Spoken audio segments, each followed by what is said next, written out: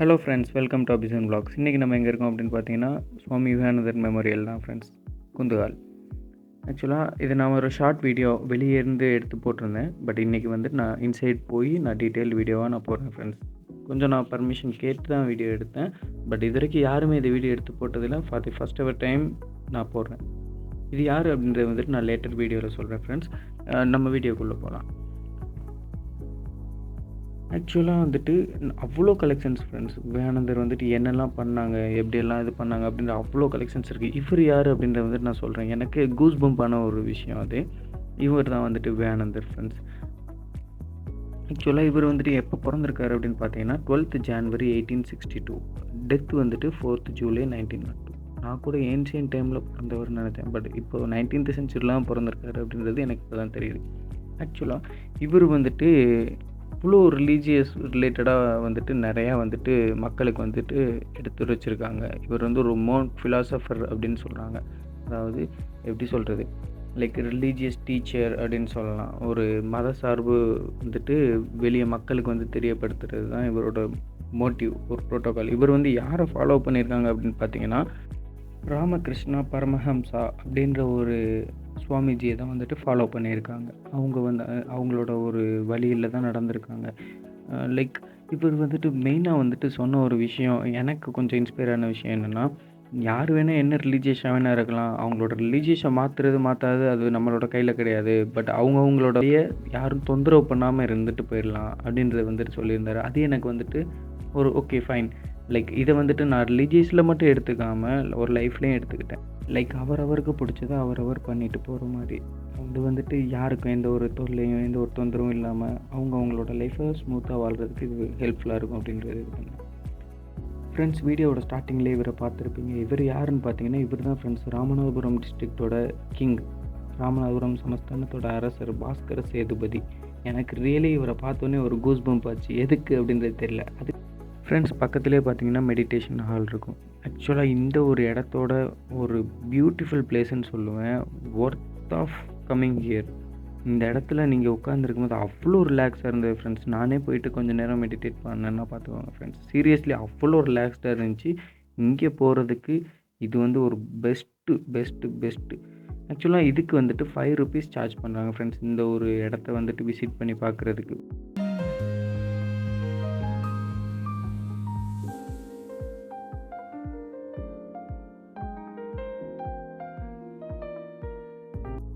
Friends, இவங்க தான் ஸ்ரீ சாரதா தேவி. இவங்க ஒரு பியூட்டிஃபுல்லான வேர்ட் சொல்லியிருக்காங்க friends. My child, if you want peace of mind don't find fault with others.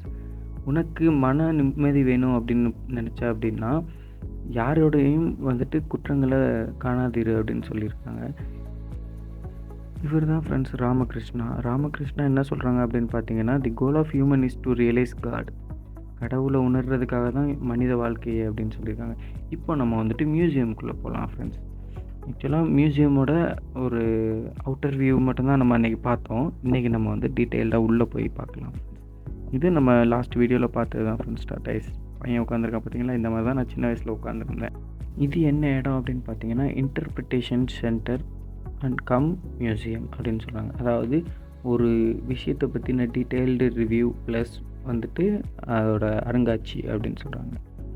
இந்த போர்டில் பார்த்தீங்கன்னா என்ன சொல்லியிருக்காங்க அப்படின்னு பார்த்தீங்கன்னா, இந்த தீவு, அதாவது இந்த ஒரு இடம் வந்து கல்ஃப் ஆஃப் மன்னாருக்கு சொந்தமான ஒரு இடம். ப்ளஸ் இந்த ஒரு இதில் வந்துட்டு எவ்வளோ தீவுகள் இருக்குது அப்படின்றது பார்த்தீங்கன்னா 21 தீவுகள் இருக்குது ஃப்ரெண்ட்ஸ். இதில் வந்துட்டு சில தீவுகளில் வந்துட்டு நம்ம வந்துட்டு போகலாம் வரலாம் அப்படின்ற மாதிரி இருக்கும். அதாவது இங்கே ஃபிஷ்ஷிங் பண்ணுற மக்கள் வந்துட்டு போவாங்க வருவாங்க. காற்று அதிகமான டயத்தில் வந்து அந்த தீவுகளில் வந்து பிடிச்சிக்குவாங்க. இது என்னென்னு பார்த்தீங்கன்னா பிளாங்க்டன், அதாவது மிதவைன்னு சொல்லுவாங்க. இதோட மேக்ஸிமம் சைஸ் வந்துட்டு 20 சென்டிமீட்டர் வரைக்கும் வளரும் அப்படின்னு சொல்லுவாங்க. இது வந்து காரல்ஸ்னால் வந்துட்டு பார்த்தீங்கன்னா ரெயின் ஃபாரஸ்ட் ஆஃப் தி சீ. இது வந்து ஒரு இயருக்கு வந்து 1 சென்டிமீட்டர் தான் வளரும் காரல்ஸ் அப்படின்றது. இங்கிட்டு வந்து பார்த்தீங்கன்னா அந்த ஒரு ஃபிஷ்ஷஸ், அதாவது கடலுக்கு அடியில் பவளப்பாறை இருக்கிற ஏரியாக்களில் எப்படி மீன்லாம் இருக்கும் அப்படின்றது வந்து காமிச்சிருக்காங்க. அழகாக நீட் அண்ட் கிறிஸ்டல் கட்டில் வந்துட்டு செஞ்சுருக்காங்க ஃப்ரெண்ட்ஸ். அவ்வளோ அருமையாக இருக்குது பார்க்குறதுக்கே. இங்கே வந்துட்டு பார்த்திங்கன்னா ஆக்டோபஸ், அப்புறம் வந்துட்டு ஸ்டார் ஃபிஷ், ஜெல்லி ஃபிஷ், அப்புறம் வந்துட்டு கலாவா மீனுன்னு சொல்லுவாங்க அந்த மீன், ஸ்டிங்ரே, அப்புறம் வந்துட்டு லாப்ஸ்டர் எல்லாமே வந்துட்டு காமிச்சிருந்தாங்க. இது வந்துட்டு காலன்ட்ரேட்ஸ் அது வந்துட்டு என்னென்னு பார்த்தீங்கன்னா, குழியில வந்துட்டு இருக்கக்கூடியது. இது வந்துட்டு டார்டாய்ஸோட ஒரு லைஃப் சைக்கிள். நம்ம ஆல்ரெடி லாஸ்ட் வீடியோவில் பார்த்துருக்கோம். பட் இதில் வந்துட்டு பார்த்தோன்னா, போத் டார்டாய்ஸ் வந்துட்டு அதாவது மேல் அண்ட் ஃபீமேலுமே வந்துட்டு 39 கேஜி தான் இருக்கும். வருஷத்துக்கு வந்துட்டு 80 லட்சம் டார்டாய்ஸ் வந்துட்டு நெஸ்டிங் வைக்கிது அப்படின்னு வந்துட்டு இதில் குறிப்பிட்டிருக்காங்க.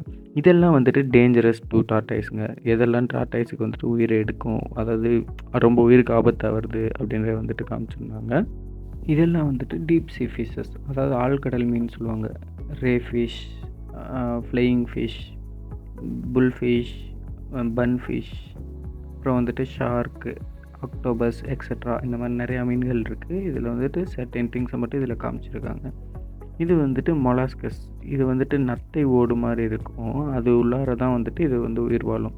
இது மோஸ்ட்டாக வந்துட்டு ஆழ்கடலில் தான் ஃப்ரெண்ட்ஸ் இருக்கும். அதாவது மண்ணோட மண்ணாக தான் ஊர்ந்து போகும். இது எல்லாமே இது நல்லா இருக்கும் ஃப்ரெண்ட்ஸ், பார்க்குறதுக்கு வந்துட்டு அது நல்லாயிருக்கும்.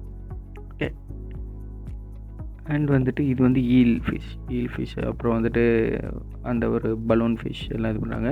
இது வந்து க்ரஸ்டேஷியன்ஸுன்றது வந்து ஒரு நண்டு மாதிரி ஒரு உயிரினம் ஃப்ரெண்ட்ஸ். இது வந்து ரேர், பார்க்குறது ரொம்ப ரொம்ப ரேராக இருக்கும் ஃப்ரெண்ட்ஸ். அதெல்லாம் இது வந்துட்டு அழகாக வுட்டுலேயே வந்துட்டு செஞ்சு கட் பண்ணி செதுக்கி வச்சுருந்தாங்க ஃப்ரெண்ட்ஸ், நல்லா இருந்தது. இது வந்து நண்டு. ஃபிஷ்ஷஸோட இது, அதாவது ஃபிஷ்ஷஸ் வந்து ஒரு அக்வாட்டிக் அனிமல்ஸ், இது எல்லாருக்குமே தெரிஞ்சது. அதை பற்றி சும்மா ஒரு டீட்டெயில் இது கொடுத்துருந்தாங்க.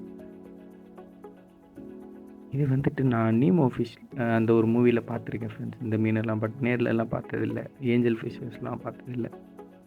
இதெல்லாம் வந்துட்டு செஞ்சு தொங்க விட்டுருந்தாங்க ஃப்ரெண்ட்ஸ். ஆக்சுவலாக டார்டாய்ஸ் சூப்பராக இருந்துச்சு. நான் சும்மா ஷேக் பண்ணி விட்டு பார்த்தேன், ஷேக் ஆகுதானே. ஷேக் ஆகுது ஃப்ரெண்ட்ஸ். பட் கீழே விழுந்துருமோ தோணுச்சு.